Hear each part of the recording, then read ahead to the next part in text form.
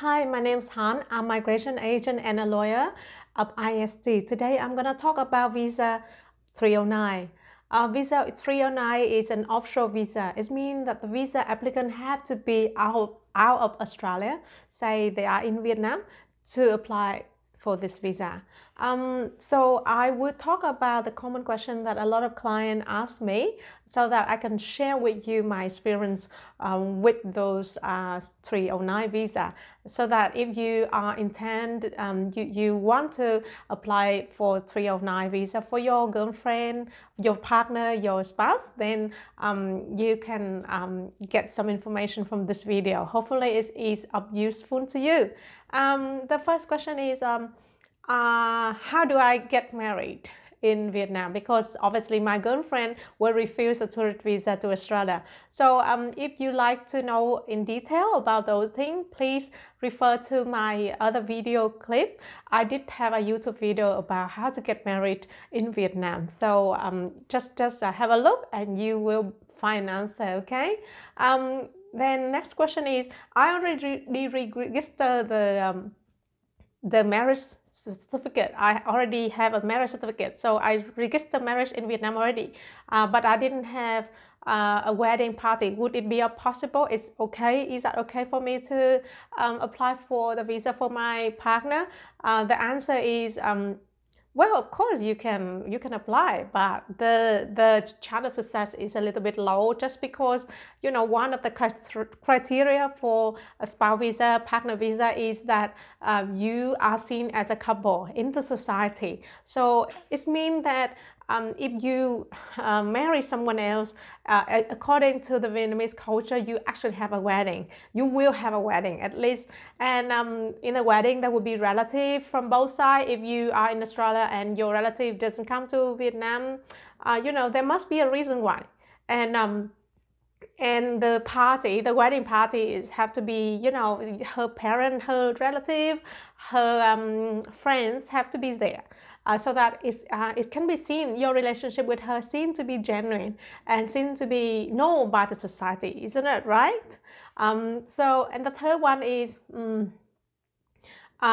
if the party is a small party, will be possible. Well, it depends on your case. So if you are quite old and you don't like such a big party, you have quite answer for that department. You can write in your statement the reason you have a small wedding party. But obviously, if you're young, then you should have a decent one. No need to be a big one, but have to be a decent one. Not like just like 10 people attend. You know what I mean? Like, so because the consular in Vietnam, the Australian consulate in Vietnam, actually look at how you celebrate the wedding, how you actually conduct that wedding, to see whether such relationship is actually genuine or not. So I know it's not fair. Some of you have limited budget, or you just really don't like it to be like quite a big event. But it depends on your case, really. Sometimes some people, they don't even need to register marriage. I help them to apply for partner visa. Partner visa, you don't need to register marriage because they know each other for a long time. They have a child together. Sometimes something like that. Then you don't need to have a big wedding party, and sometimes you don't need one. So you can talk to me, and I can give you some advice for that. Next question is, your spouse or your partner was already refused tourist visa, will affect her visa application? The answer is no, because it's a two separate application and it's had nothing to do with each other. So don't worry, even she failed 10 times tourist visa, she still can pass the spouse visa, as long as you are in a genuine relationship and you can prove so. The next question is, you know each other for quite a short time, will this visa is the good one, the right one? And the answer is no, maybe not, because if you just know each other, how can you demonstrate that you have a long-term commitment to each other? How can you prove that the relationship is long-term? So the fiance, maybe you consider the fiance visa is better. Otherwise, if you really insist that you want to marry her and to want to apply for a spouse visa for her, then you just have to wait so that your relationship can be a little bit longer, so that you can launch that one. Otherwise, if you really insist to launch at this moment when you know each other for 3 or 6 months, you should do the fiance visa. Okay. Next one is you have less time. You have less time in Vietnam with her because of your work. You work full time, and whenever you visit her, just 1 or 2 weeks would be affecting her case. Obviously, really, it's quite a long assessment in terms of to know whether such visit is meaningful or not. Some people visit 10 times, but they actually don't have kind of proof that those trips are meaningful to the department. So it's not about the time that you visit her. Of course, the time you visit her can demonstrate that how much you love her, how much you commit to the relationship. Yes, of course, but in terms of length of your stay or the time you stay, it's it's how you actually present to the department. I have a case where a person I lodged for a partner visa, and for the last 2 years he didn't even come and meet his his partner, and they had a child, but for the last 2 years he because he had to work hard to pay for the debt that he accumulated in here, so he couldn't visit her. And I asked him like,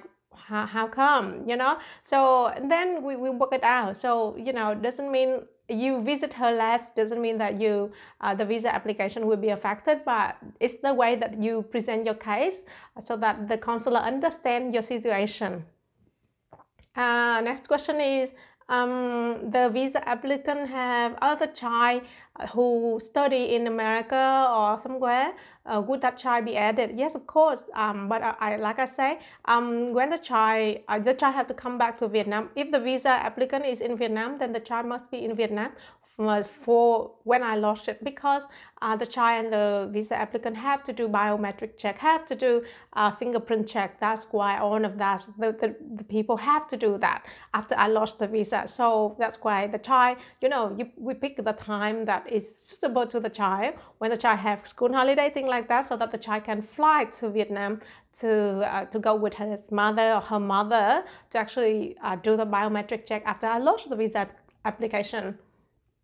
And last question is, the children is over, the dependent children of the visa applicant is more than 18 years old. So would that person be added in the visa application? Yes, of course.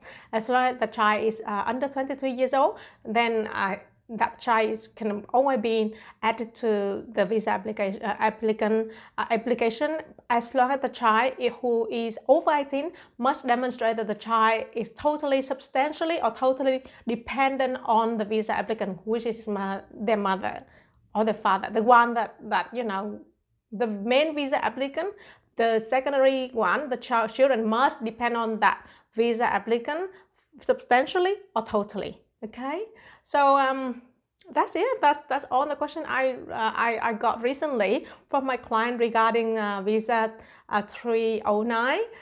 So I hope that this video is helpful to you. And if you have questions, please don't hesitate to contact me, or IST team can answer your question. You can share this video if you think it's useful to your friend, and you can subscribe to my video, to my YouTube link channel, so that next time you can meet me on YouTube. And thank you and have a nice day. Thanks for listening. Bye.